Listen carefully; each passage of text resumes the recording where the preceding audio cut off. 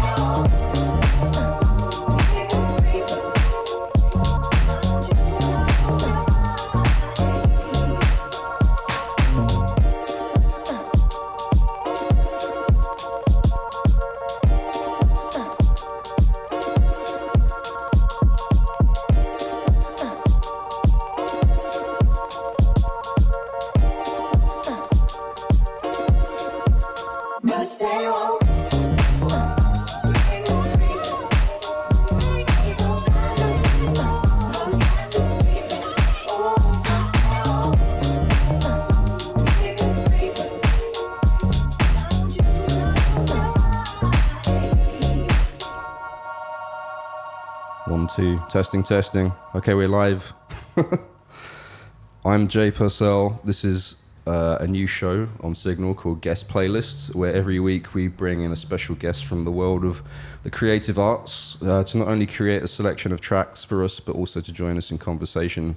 And this week, I'm pleased to introduce my friend and graphic designer, Chris Ballasiotes. Did I say your last name correctly? Yeah, Ballasiotes. Ballasiotes. Yeah, it's a tricky one. Thanks for having me, Jay. Yeah, man. Appreciate it. That's a Greek name, right? Yeah, okay. So it's Greek. And yeah, so my great-grandfather came over to Aberdeen, actually, where Kurt Cobain was raised. And that's where he settled. And yeah, that's where my family comes from. Well, you didn't grow up in Aberdeen, though, right? No, we grew up in Tacoma area and then kind of migrated up to Seattle for work and for projects and design and things like that after college. Cool. Yeah. So yeah, I mean, introduce yourself to the SIGNL audience. Like, how would you say what you do? Yeah. So I'm a creative director and designer, and I run a studio called Siotes, and we work with brands to create visual systems and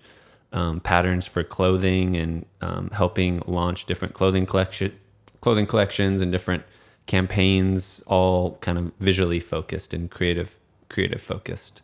And so yeah, it's kind of always what I've been into, and music has also kind of been a part of that as well.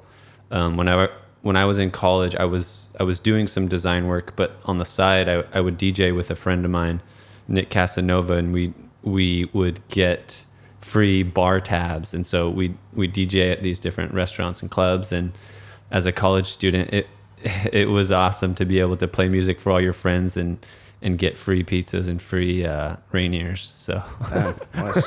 Where'd you play when you did that? Like just college shows? Or yeah, so we helped launch kind of this evening in Tacoma called College Night at a club that's no longer around called Masa. And so every Wednesday night we would kind of go on around 10 or 10:30, and we wouldn't stop until they'd close up. And so that was one of kind of the rotating evenings that we would DJ. And then also in Seattle, there's a club called Rendezvous that we would frequent as well, with a couple other DJs that we were friends with. And then there's a place called Diller Room on First Avenue, and we would do a couple shows there as well. But yeah, it was a lot of fun because we were both into kind of taking tracks and dissecting them with different melodies over acapellas, and really just trying to get our friends pumped up. Did you like remix that before you played it out, or did you like do it live? Yeah, so we would use Ableton primarily, and so we would have different types of sample pads, and as well as we didn't really use too many like mixing controllers or mixing boards or anything like that, but we would have different pads set up with all of our loops and all of our tracks and all of our kind of one-shot acapellas or one like simple loops. And so we would have that set up beforehand in Ableton, and then throughout the night, we would just kind of drop these different tracks, and some of it would be live, some of it would, we kind of pre-recorded it and pre-mixed it. But yeah, it was a lot of fun. We really loved it. How long ago was that? So that was probably, I'd say maybe like 7 years ago, 7 or 8 years ago. Yeah. And since then, I mean, we've kind of done a few things here and there, but yeah, my job and family and other things kind of take the majority of the time now. Yeah. And now I just support other DJs and other musicians. Yeah, I think when I first met you, you had Wolfpack. Yeah. Your brother, right? Yeah. Did you play like a show at Facebook or something? So yeah, Wolfpack was actually with my other DJ half, Nick Casanova, and so we had a show at for Facebook's kind of holiday event, and yeah, it's just funny how you have all these groups of friends, and like it just became like, hey, when's Wolfpack playing next? When's Wolfpack playing next? Because that meant that all of our friends and like all of our homies would be able to get together and just play all the music that we enjoyed. Yeah. And so that's one thing that I think was fun about what we were doing, was it was always the music that we enjoyed. And I mean, kind of down the road, we got asked to do a lot of weddings, and that was never something we were super interested in, because then it becomes more of you're playing something else that someone wants you to play, and not kind of what you're into as much. Some of those like 80s banging tunes. Yeah, or something like which is really fun for a time, but we enjoyed the brief run we had. Yeah, nice. Yeah. Cool, man. Well, I want to keep the conversation going. I thought I should probably actually tell people what we kicked off the show with. Oh, yeah, sure.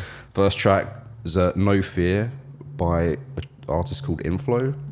Are they a band or? Yeah, I think I'm not sure if they're a band or if it's just a producer duo. Oh, really? But yeah, I mean, I really love this track just because it reminds me of kind of like the beginning of summer, or like you're hanging out at the beach or poolside, and kind of it's kicking off like a fun evening or a fun afternoon. And that's, I feel like with a lot of these tracks, it kind of puts me somewhere different, and I think that's kind of the fun of music. Yeah, absolutely. Yeah, cool, man.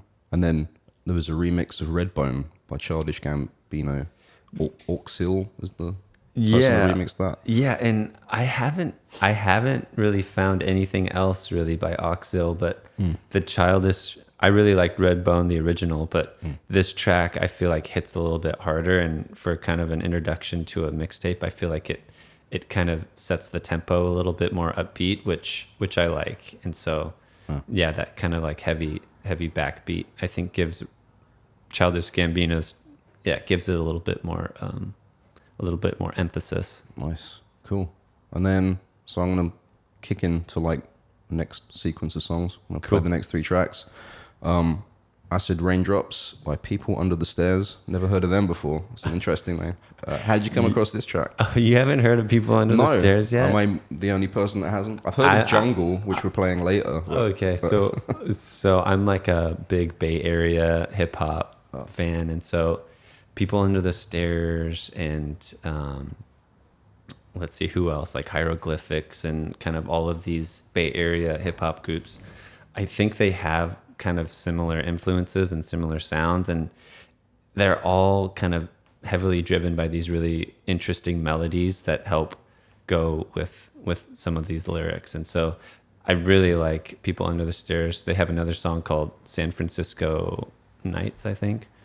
And yeah, just really, really cool melodies, which it's easy to bump your head to, and then the lyrics just keep it going along. Cool.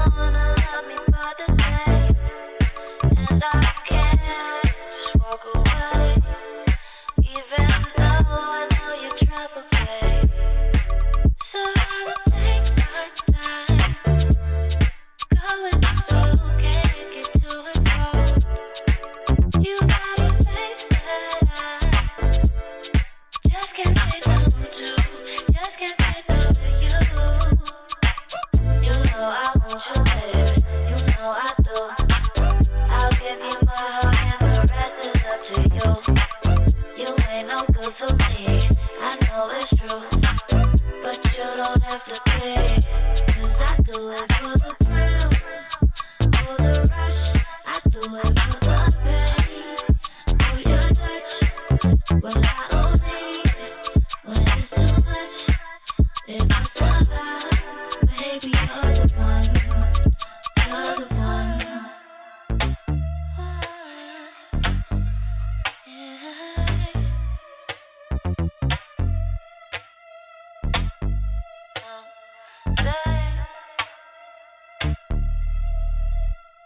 I feel like I'm walking the tightrope of love in your circus, babe. If I were to fall, it'd be my last day. Even though you're right under me, so I'ma take my time. Go with the flow, can't get to and fro. You got a face that I just can't say no to. Just can't say no to you. You know I want you, baby. You know I do. I'll give you my heart and the rest is up to you. You ain't no good for me, I know it's true. But you don't have to pay. 'Cause I do it for the thrill, for the rush. I do it for the pain, for your touch. Well, I only when it's too much. If I survive, maybe you're the one. You're the one.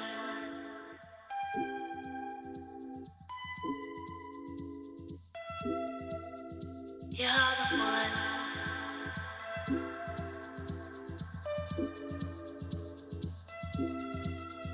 You're the one.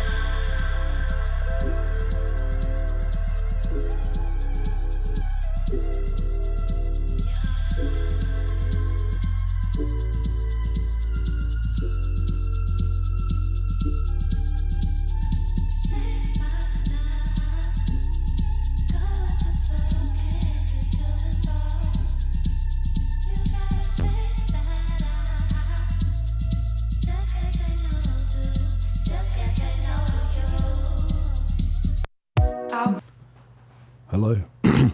Welcome back. You're listening to Signal. This is the guest playlist with my special guest this week, Chris Ballasiotes. You got it.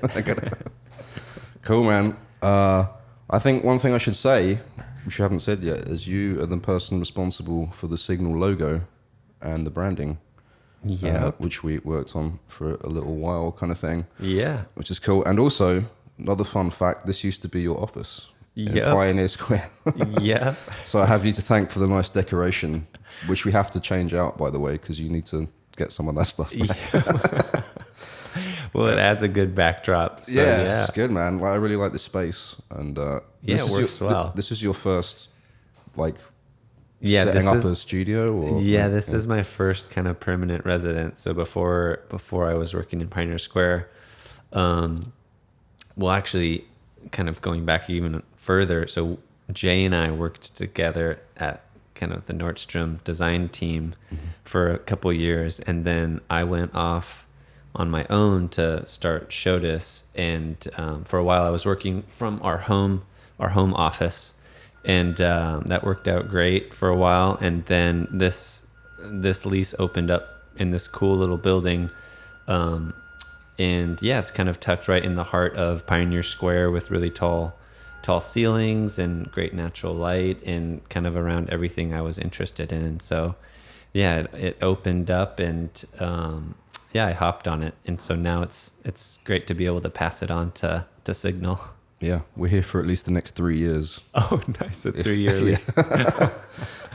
Hopefully. Yeah, well, that's cool, man. And so, I mean, going from full-time work to setting up your own studio, was there like a risk factor, or was it like a leap, or was it a natural transition? What do you think? Yeah, I definitely think in anything where you're kind of starting a business, there's risk involved, and going from kind of a full-time job that's stable and secure to, I'm not sure where my next project is going to come from. There's always risk in that, but while I was working with the Nordstrom team, I had kind of stepped away in the sense of I was working there 3 days a week, and then the other 2 days I was able to kind of develop some of those client relationships and build some of the studio processes and just how everything was going to function. So whenever I did end up stepping out on my own, there was some framework in place and some clients already built up to be able to sustain it. Mm-hmm. And yeah, so that's kind of how that worked. But yeah, I mean, I think that's a big thing that people talk about all the time is like, you know, should I do it or should I not do it, going out on my own, going freelance? And for me, my wife was like, hey, you know, if you want to do this, it's got to be now versus 10 years down the road when we have a mortgage and we, you know, if we have kids. And so for me, I was grateful for the opportunity and the support, and as well as friends and family around me being able to support me and say, with their words, saying like, hey, you know, you should go at this now and kind of build the momentum. Yeah. Cool. And Yeah. do a lot of people you work with, are they from all over the States, or are they from Seattle? Or? Yeah. So the clients I work with are, it's kind of diverse in the sense of, in the beginning, I worked with a lot of magazines. So National Geographic, New York Times Magazine, Washingtonian Magazine. Let's see what else. A bunch of East Coast companies and magazines, and now it's kind of switched a little bit more to kind of brand systems and more working with startup companies that are kind of figuring out their visual voice and kind of how they want to be viewed by their audience and their customer. And so, working with a lot of companies in the area. In Tacoma, I just worked with a really cool coffee shop called Lander, helping them kind of build out their design systems and what their different channels look like, and working with them to help build their labels for their roasting and kind of what those packaging systems look like. And so, it's super fun to be able to not be limited to the area that we're in here in Seattle and in the Puget Sound, but also wanting to kind of support this region in the brands that we work with, but also the next generation of designers. So a lot of the people I work with are within the Puget Sound region, just because I feel like it's a lot easier to have meetings with designers and to be able to brainstorm and work on problem solving together versus across the country. Mm-hmm. Nice. You work with a lot with students as well? So I do a lot of kind of mentoring, and I've been invited by the University of Washington to do a good amount of kind of design little critiques and design lectures. And I feel like for me, that's something I'm really passionate about, because I think that kind of nurturing this next generation of design and kind of these creative industries is going to bolster kind of everyone's view of the design industry. And I just think that there's so much talent coming up that it's fun to kind of be a part of that and to see kind of these students grow and kind of the young designers grow. Mm-hmm. I mean, do you think good design can be taught? Do you think it's a natural talent, or like? I mean, you have to have an eye, right?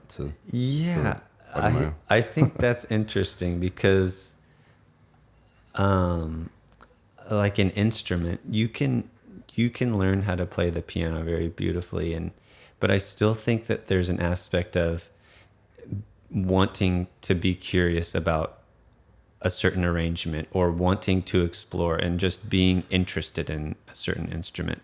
In the same way you could apply that to food. Like, you know, you could teach someone to cook really good omelets, you know, but the way that really talented chefs are thinking is completely different than someone who's just very well trained at creating a delicious omelet.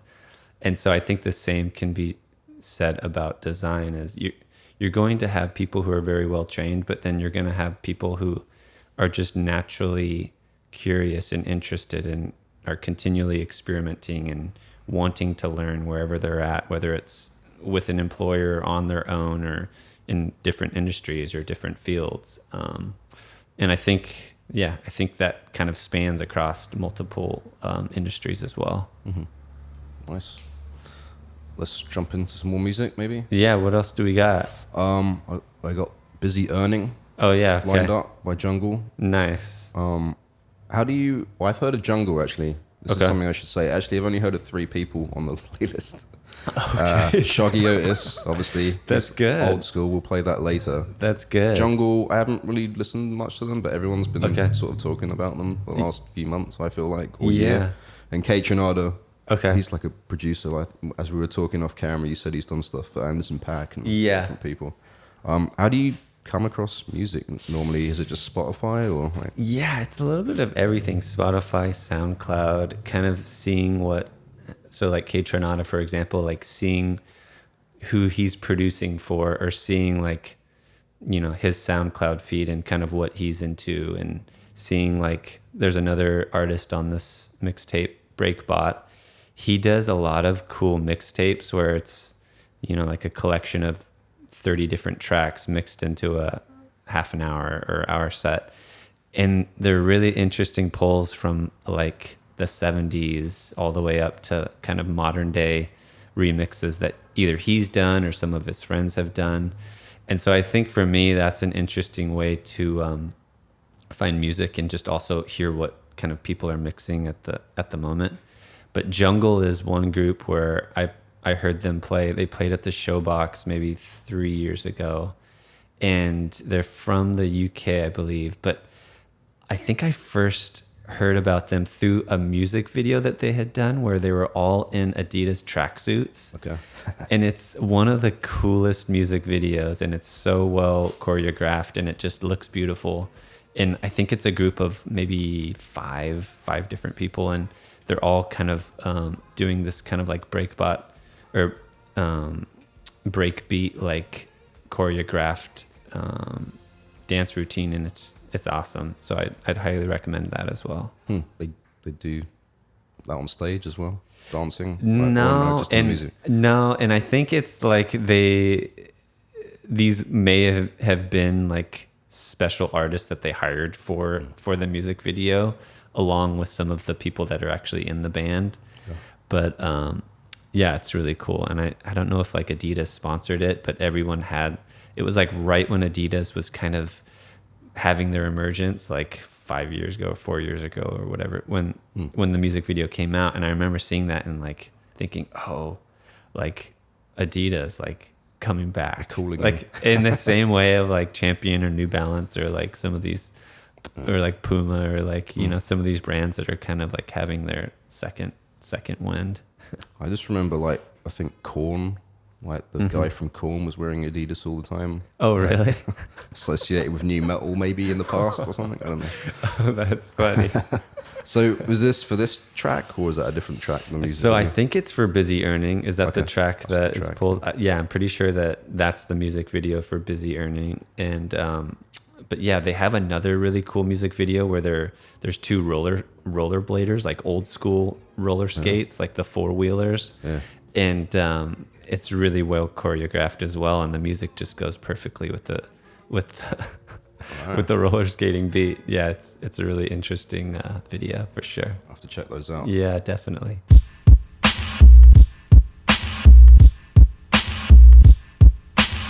I was just joking, man. Make money, take money, earn, crack money, drug money, bail money. Heard they got life for me, how they got life for me when they took that from me. Since I had my nose fully, yeah. House full of kilos, sold pounds of zeros. Cocaine my hero, you ain't fake side getting Debo. Always asking what the learner like. Young home still freeload. Don't fly around my signal. I'll rearrange your dental. Don't fly around my signal. Don't fly around my signal. Don't fly around my signal. I'll rearrange your dental. Could be my house, you who act disciple. Heard that I'm liable. You get the eyeball, aim out the eyeball. I'm giving violent.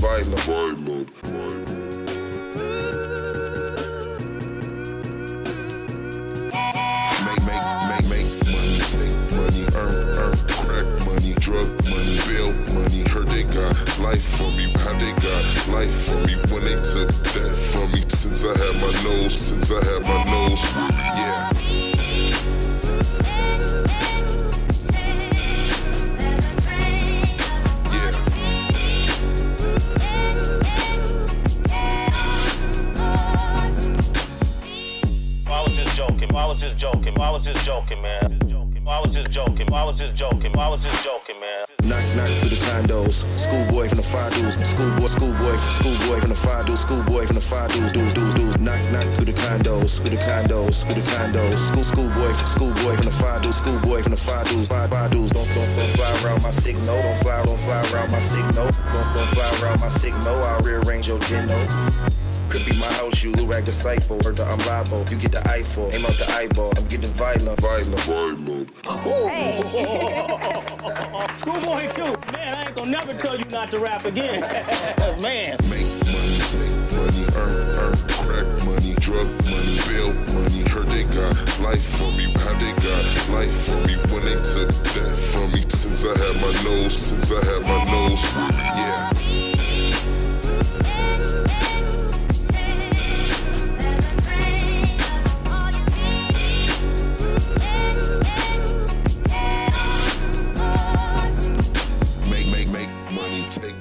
Earn crack money, drug money, bail money. Heard they got life for me, how they got life for me when they took that from me. Since I had my nose, yeah.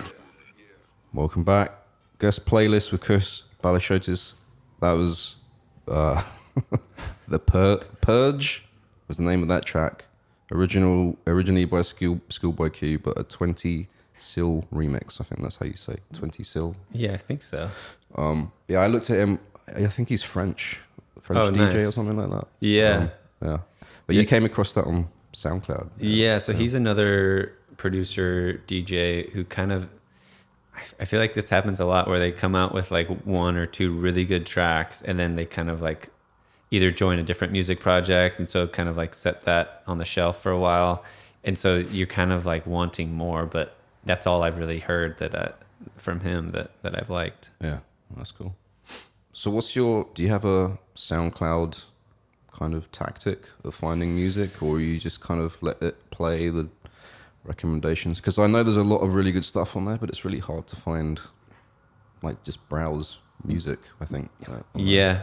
I think my inclination is finding more of the producers and DJs doing mixtapes. And so BBC kind of puts on this, I don't know, they invite different producers and different music groups to kind of put out certain mixtapes. And so one of the coolest mixtapes, I think, is a mixtape that Justice did for BBC last year or 2 years ago. And it's not really in line with everything that they actually produce on their own, the music that they're creating. It's just stuff that inspires them. And I think Jungle did something similar where they came on BBC or another radio program and just compiled and mixed together some of their favorite inspiring tracks. And so I know that SoundCloud features a lot of different musicians kind of doing similar things. And so that's what I like to do, and then kind of track down what tracks each of these mixtapes have on them, and kind of which ones I liked, and kind of some of these obscure little samples and melodies that people are pulling in that it's kind of fun to find where they originated from. Yeah, definitely. Do you still mess around with music, playing, mixing, or? Not so much anymore. So I still have and still kind of dabble around with a little micro Korg synthesizer. Oh, yeah. And so it's one of those synths that have the vocoder kind of hooked up to the top, but you can also use it as kind of a MIDI sampler, MIDI keyboard.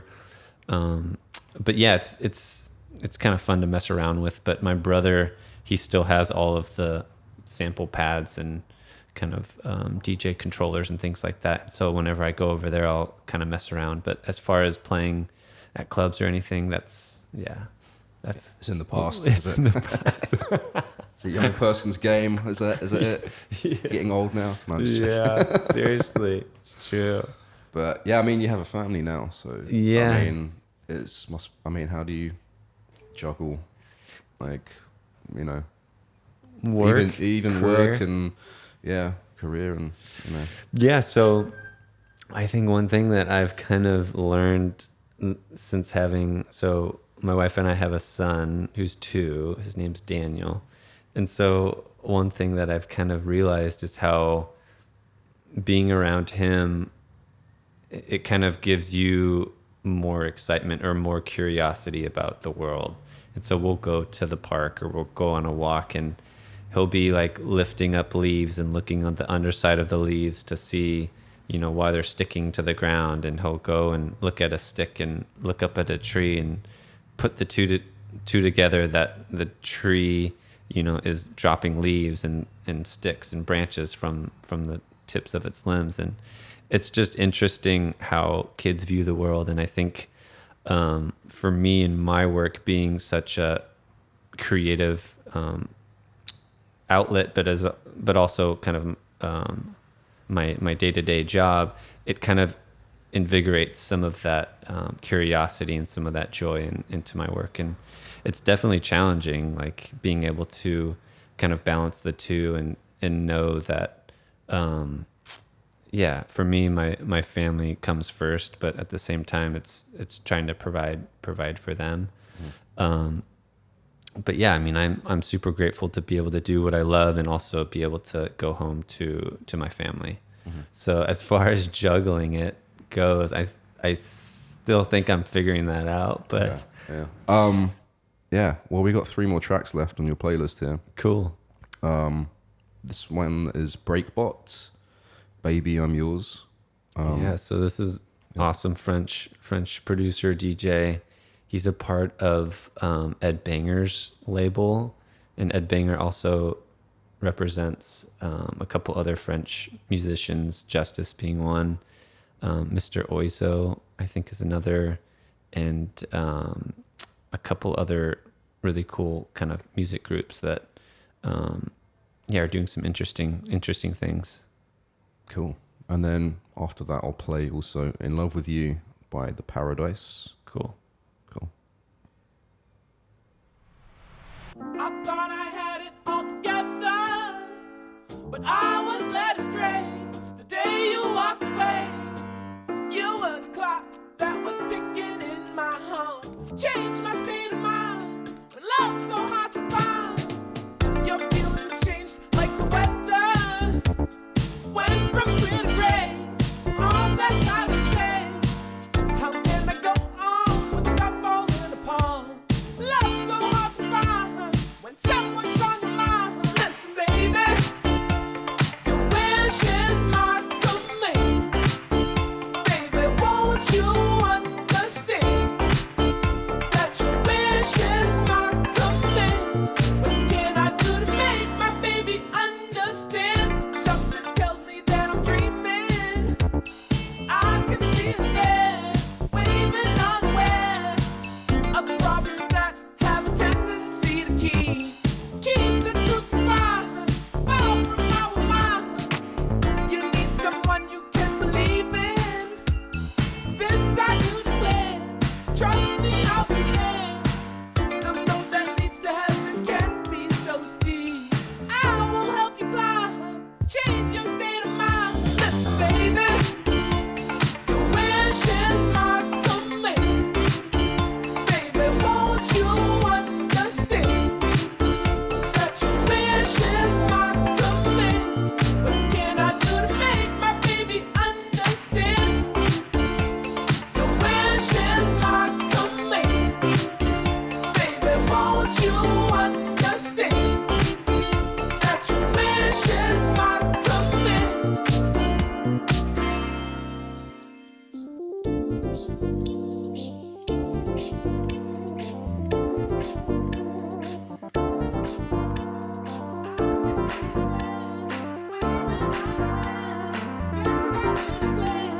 Trust me, I'll be there.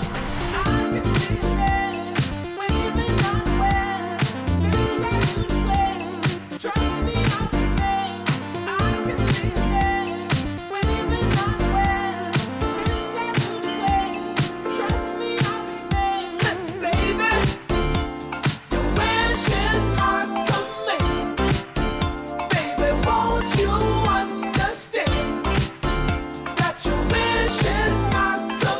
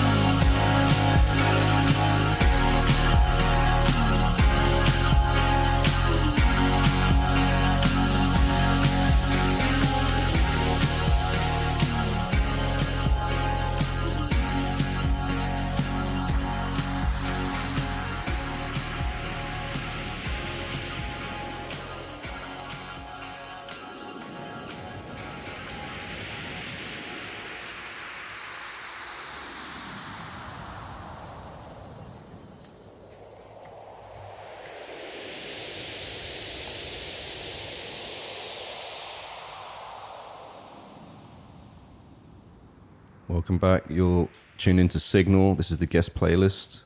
Music today curated by Chris Ballasiotes. That was a cool sweepy track. Yeah. Synths there. That was the Paradise, In Love With You. Yeah. So, on the topic of design, do you have like a process that's the same every time for every project, or is it different? How do you start with inspiration? And what's the kind of, Yeah, I think it kind of depends. So some of the projects that we've worked on lately have been some brand identities, and then a couple of the other ones have been clothing collections. And so for those two different types of projects, the kind of the brief and how the project gets started ranges. And so for like a brand identity, for instance, we'll kind of work with the client to be able to kind of hear what they're looking for, like who's their audience, what they're trying to do with either a brand refresh or creating visuals to help kind of visualize their business.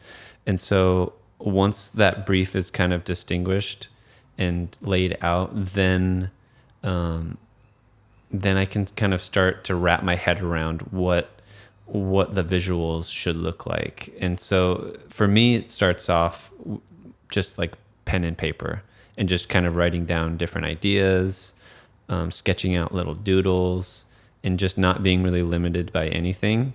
And then once that has kind of been flushed out, then starting to kind of like curate some of these different trains of thought and different spider webs of ideas. And I think for me, that initial stage of kind of working through what these visuals could look like and kind of what this messaging should be for these organizations and businesses, I think for me, that's some of the most interesting aspects of the projects I get to work on, because then it's thinking about, I have this awesome illustrator who would be perfect for illustrating these little icons for this branding, or I have a great photographer who has a very moody style who I could see, these photos and this video living perfectly with the social campaign that they're doing. And so that's all kind of being thought of as the process goes on through the different review stages and different meetings with the client. I think it's all kind of happening in tandem. But yeah, I mean, for me, it initially starts off with just getting some of the framework around what the client wants, and then laying out just a multitude of brainstorms and kind of how that could look. Mm-hmm. So do you enjoy the hands-on process of design, or could you see yourself being like more of a creative director where you do less of the hands-on work and it's more about the bigger vision, I guess? Yeah, I think I definitely enjoy the latter more and more, but I love both aspects of the creative process.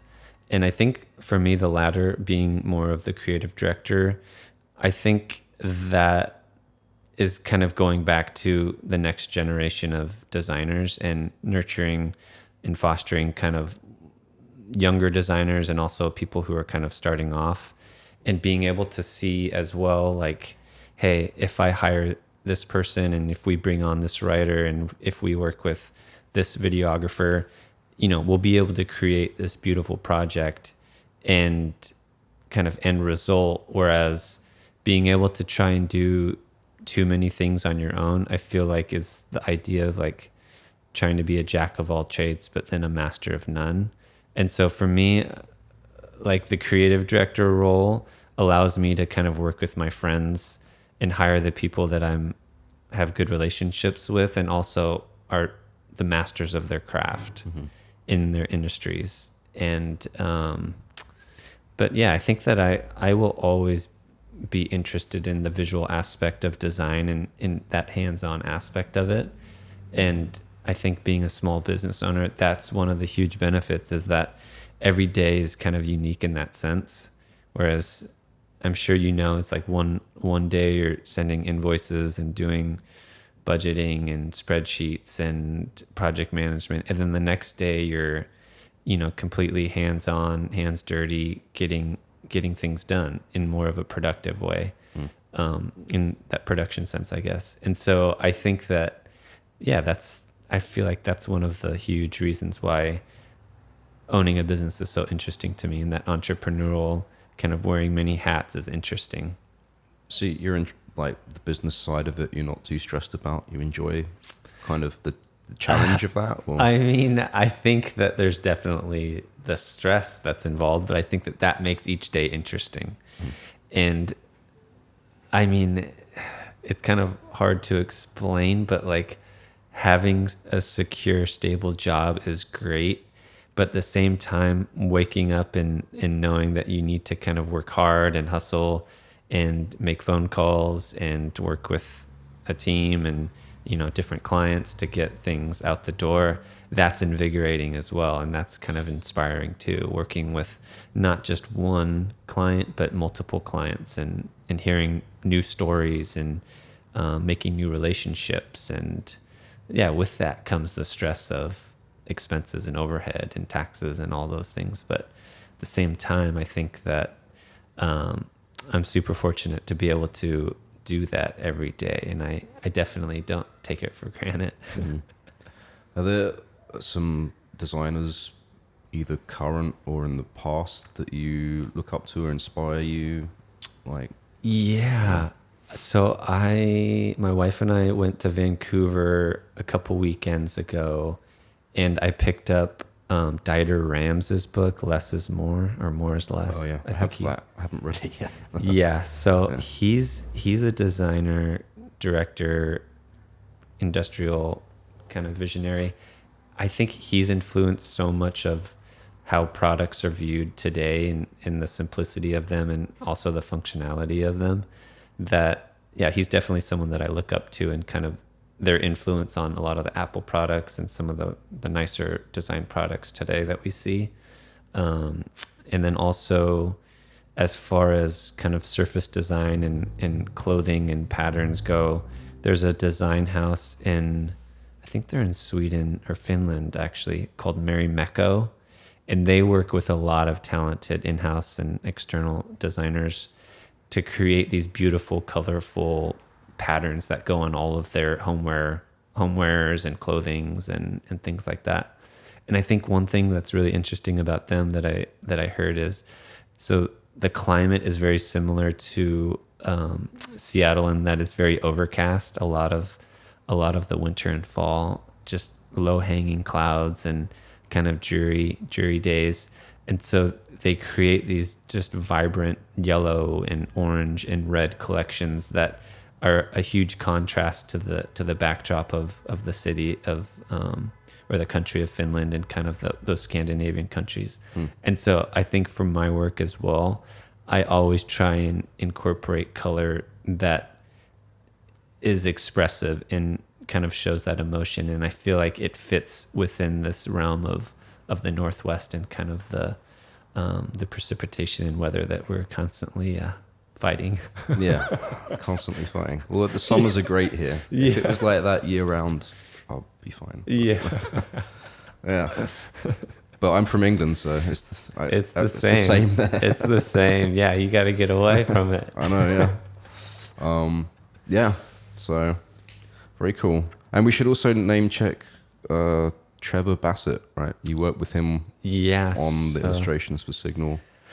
So Trevor Bassett, he's currently a designer at Starbucks doing a lot of their in-house work in illustrations and gift cards.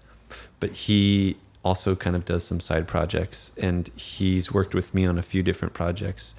And so I tapped his talent and resources to create some of the illustrations and patterns that we see on the SIGNL branding, and kind of giving that mood of expressive music and kind of the improv that comes along with a lot of the expressive way of creating work in the music industry. And so, he came up with some awesome illustrations that I'd recommend checking out his stuff if you haven't already.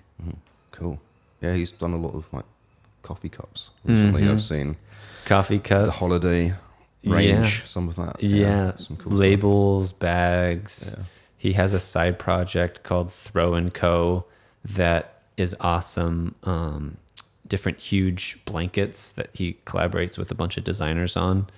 And they're beautiful as well. And I think he's still selling them for maybe like another month. Then I think their shop is going on a hiatus for a couple months. But yeah, so I'd recommend checking that out soon as well. Cool. Yeah, there's a lot of, I feel like a lot of people doing brands, sort of small startups and that. This is actually something I wanted to do a long time ago, but I didn't get around to it. So I wanted to make like a documentary series about design, like companies that value design. Because I see a lot of, especially here in Seattle, like Rachel's Ginger Beer, I keep using it as an example because it's just ginger beer, but you see the way the stores are designed, the restaurants and their branding, you can see they really value it. Like, where do you think that comes from? I'm sort of curious. Is that the business owner that has an eye, you think? I think it's kind of a multitude of things. I definitely think it does come down to the framework and the foundation of the business. So whether that's an owner or multiple people kind of getting together to form an organization or business. There's a podcast called How I Built This, and it talks with a bunch of owners from different industries about how they created their companies and organizations. And you can really tell the companies, so Airbnb being one, about kind of listening to that story and how design influenced their brand in what they were doing, and all the way from the very beginning of things. And I think Warby Parker was another one. And you can see it play out in their brand and how important they viewed that in their bottom line. Yeah. And I think a lot of times, unfortunately, it's an afterthought. Once everything's all done, then, hey, let's slap a font on this and call it good. Yeah. And, but yeah, I mean, I definitely think that there is more of an appreciation and a focus on nice design things that last a long time. Yeah. I like it. I like good looking things, coming into the world. Yeah, definitely. So I think we're almost ready to wrap up. Nice. I think because we've got the last track queued up and ready to go. But what's next for you? I mean, project-wise. So project-wise, So I'm working on a couple different branding projects. I recently, I was mentioning, collaborated with a couple different clothing companies. There's a cycling company called Rafa. They do really nice designed cycling and biking gear. And so I recently did a little collection with them. And there's another really cool sustainable clothing company called Newbie that they just launched a bunch of the little collection that I designed. And yeah, it's all their products are made from recycled fabrics and recycled water bottles and different materials that they've kind of created into different threads and cloths. And then the patterns and the designs that I've created go on these clothing collections. And so, yeah, it's a really cool brand, and cool to be able to work with them and kind of help them push their vision out. Cool. Good stuff. Well, this is the guest playlist. This is the first ever one. So thanks for being here. Yeah, thanks for having me, Jay. This has been fun. Absolutely, yeah. A lot of fun.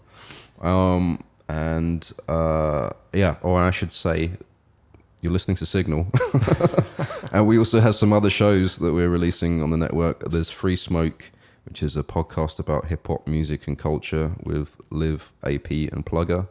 We're trying to do that every week. Every Thursday we record those, so putting those out. We've got another show called Plain and Simple with Mr. DC and Shayhan.